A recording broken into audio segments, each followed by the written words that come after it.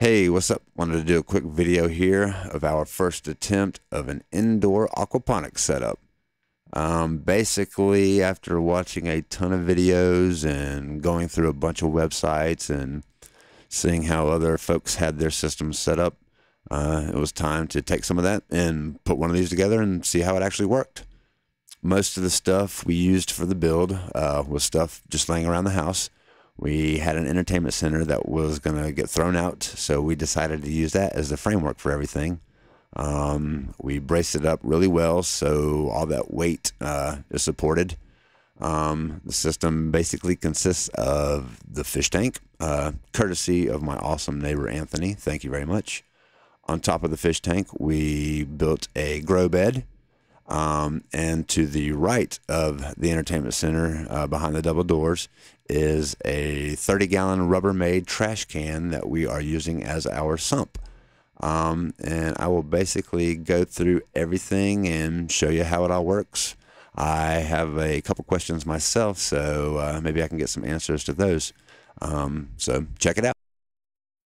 All right, here is our fish tank, and if you'll check out where the water level is, it's at the top right underneath the black trim there. In about 10 minutes, the water level will drop down to right above where the thermometer is on the right-hand side. It won't go down past a certain level. I can fill it back up, and within 10 minutes, it will drop back down to that level, and we have no idea why. In the corner, we have an 8-watt submersible adjustable pump, and it has 3/8-inch tubing running out of it. Wish we had went with the 1/2 inch because it has a little more headroom, and this pump is pretty much working close to maximum, and to have a little more headroom would be nice, but it's doing its job. We also have a heater inside the tank, which is unplugged because the tank is pretty much sitting at room temperature, 71 degrees. The tube is routed behind everything where it'll come out on top of the grow bed, where it brings up all the water and fish waste, where the plants will transform that into their food, and this is where the water dumps into the grow bed. Here you can see how much the water level has gone down in 10 minutes or so. It's right there at the top of the thermometer on the right-hand side.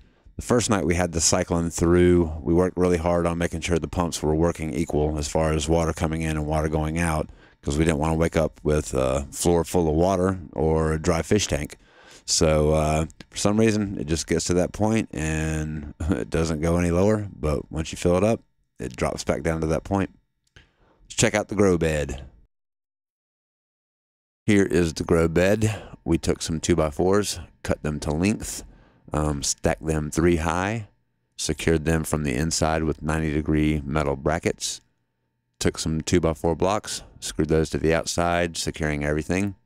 The bottom of the grow bed is actually the top of the entertainment center. We double lined it with 4mm black plastic. We built a frame on the outside that we can hang our shop light from and adjust it up or down, whatever we need. We decided to use the clay pebbles for the grow medium, Hydrotin, I believe is what it is called, and read nothing but good stuff about it, so that was probably the most expensive thing out of the whole setup. As you can see, the plants are doing really well. They've been in here for probably 10 days, and we already have 2 strawberries right there. There were none when we first planted it. The cilantro has a lot of new growth coming up. They were root bound when I undid it and tried to clean the roots off, so I think I damaged some of the roots. But you can see that the new growth is coming in. Tons of broccoli and tons of new leaves on the broccoli. Tons of new growth that was not there. And this camera doesn't do it justice. And I have some starter stuff here in the middle. Some dill that has not come up yet. Lettuce that sprouted probably within 24 hours of putting it in the dirt. These have been in here for probably 3 days now. 3 of these little dirt pod things have seedlings in them. And then sweet peppers here, but those say that it'll take 3 to 10 days to sprout. I took a sprout, a cutting off of the rosemary we had outside, and am going to try to root it in here and see what happens. Okay, to kind of recap where we are at this point, we have the pump in the fish tank whose job it is to pump the water out, along with the fish waste up into the grow bed on top, where the plants will break it down and turn it into food. We built this grow bed 48 inches long by 18 inches wide by 11 inches high. It took 3 of the 45-liter bags of the clay pebbles to fill it up to an 8-inch level. So we have 8 inches of grow bed medium the plants can do their thing in. So basically what's going on here is the water is being pumped up into the grow bed where it's being spread out evenly. And it takes about 12 minutes, and then it will automatically siphon out into the trash can below. It seeps through this 3-inch piece of PVC. It's 11 inches tall, and it just sits down in there. It's just a rock guard to keep the hydrogen back.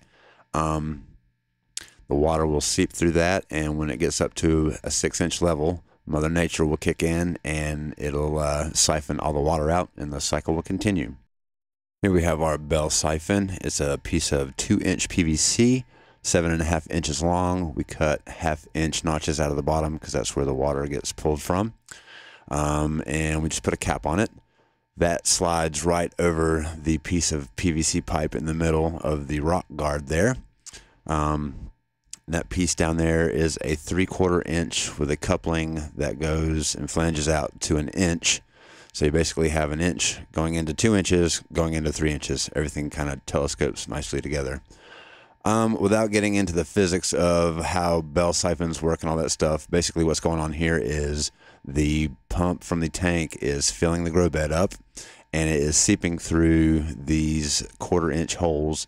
And what will happen is it will get to that lip right there at the top of that 1-inch flange, and eventually the siphon will kick in, and it will pull all the water out of the grow bed into the trash can below. I've got the bell slipped back down into place, and it just rests on the bottom of the grow bed, which is the top of the entertainment center. And when the water is ready to be siphoned out, it travels straight down. We had to cut a hole in the entertainment center to install a bulkhead. It leaked for about 3 minutes and corrected itself. And we had to put another hole in another shelf. And then it comes down and then attaches to a 45 and then to a valve where we can adjust the output of the water, which is about 2 minutes for a 2-minute drain on the grow bed. And it will dump into this trash can and create a swirling motion, and any debris will land at the bottom.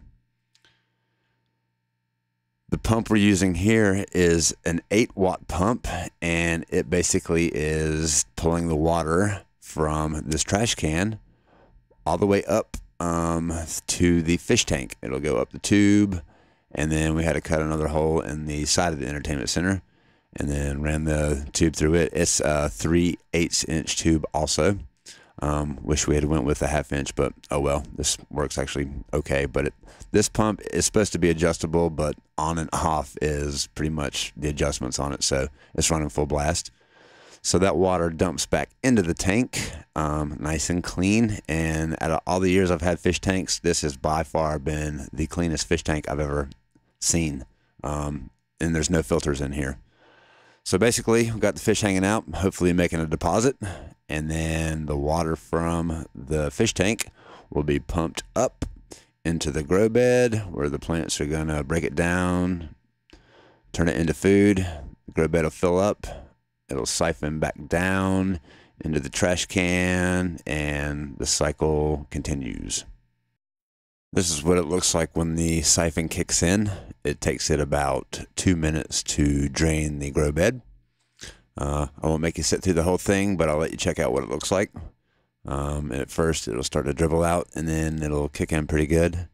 And I have the end of the PVC pipe facing the edge of the trash can, so it puts everything in a spinning motion, and any heavy debris that may come through the siphon will wash to the bottom of the trash can.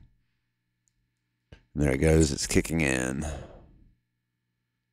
And it'll do that for about 2 minutes, and then it'll kind of putter out, and then the siphon will break, and then it cuts off like a faucet. Let's check it out here for a second, and then I'll fast forward time and show you what it looks like when it cuts off. This is what it looks like when it's winding down and the siphon's getting ready to break, and the flow will stop. Let's check that out. And there it is, just like that. Cuts off, and the grow bed is filling up again, and the cycle will continue. And here's a shot showing the plumbing coming down from the grow bed into the 30-gallon Rubbermaid trash can. You can see we got it braced off with a 2x4 so it doesn't fall back. We can shut the door so the trash can remains out of sight and out of sound. All right, that's going to do it for my walkthrough on our first attempt at an indoor aquaponics system. It's actually our first attempt at aquaponics altogether. And so far, it's been a positive one. Everybody's been involved, and it's actually been a lot of fun. If you've got all this stuff ready to go, you can have a system up and running within a few hours. It is very easy to put together. There's a ton of information out there on every aspect of it. All you have to do is dig. Google and YouTube can be your friend. There are probably some things we did wrong or overlooked with this setup, but the plants are definitely growing, so there are some things we're definitely doing right. I did a lot of research before we put this together. I wanted a strong foundation to start everything from and make the tweaking minimal from the get-go, because as we get further into it, I'm sure we'll have to do some tweaking along the way. But I am very happy where everything is right now. This system is probably an overkill for an indoor system, but I was more interested in the mechanics of everything and seeing for myself how everything worked. You can watch videos, you can read about it, but hands-on for me is definitely the best way I learn. And I got to learn a lot by putting this together. The plan is eventually to scale it up as much space, time, and the funds I can dedicate to it. So that's about it. Thanks for taking the time to check this out. I hope you were able to learn something, even if that something was how to not do something. Then this video has definitely served its purpose. I'll eventually do an update and let you see how things either progressed or collapsed. And again, I hope you enjoyed it, and thanks for watching.